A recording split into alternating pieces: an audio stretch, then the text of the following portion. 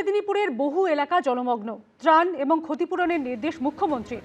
হলদিয়ার প্রশাসনিক বৈঠকে পরিস্থিতির পর্যালোচনা মুখ্যমন্ত্রী শুভেন্দু অধিকারী। বহু বাড়িতে বিদ্যুৎ নেই, প্রচুর কাঁচা বাড়ির ক্ষতি হয়েছে, চাষেরও ক্ষতি হয়েছে। ক্ষয়ক্ষতির হিসেব করার পর ক্ষতিপূরণের ব্যবস্থা করবে রাজ্য সরকার। পর্যাপ্ত ত্রাণের ব্যবস্থা রাখতে হবে প্রশাসনিক বৈঠকের নির্দেশ মুখ্যমন্ত্রী শুভেন্দু অধিকারী।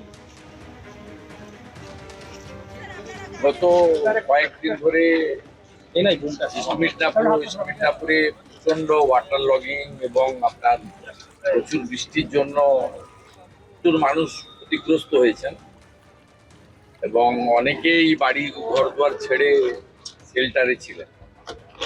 আমাদের প্রথমে উমেশ রায় মন্ত্রী এসেছিলেন, জেলা শাসকের নেতৃত্বে, ডিআইজির নেতৃত্বে, পুলিশ, সিভিল, ইরিগেশন সবাই কাজ করেছে। গত দুদিন ধরে রাজ্য সরকারের পক্ষ থেকে একাধিক মন্ত্রীকে এই জেলায় পাঠানো হয়েছে। আজ এখানে অনেকটা ইমপ্রুভ হয়েছে। আমি আজকে এই এফেক্টেড পুরো জেলার বিডিওদের সঙ্গে, লাইন ডিপার্টমেন্টের সঙ্গে কথা বলেছি। 15,000 এডিএম কে 15,000 রিলিফ কিট করতে বলেছি। যারা ক্যাম্পে আজ অব্দি আছে তারা যখন বাড়িতে যাবেন তাদেরকে যেন মিনিমাম 3 থেকে 5 দিনের রেশন হাতে দেওয়া হয়। যা যা লাগে আমার প্র্যাকটিক্যাল অভিজ্ঞতার ভিত্তিতে আমি করেছি। দীর্ঘদিন এই ফিল্ডে আমি কাজ করি।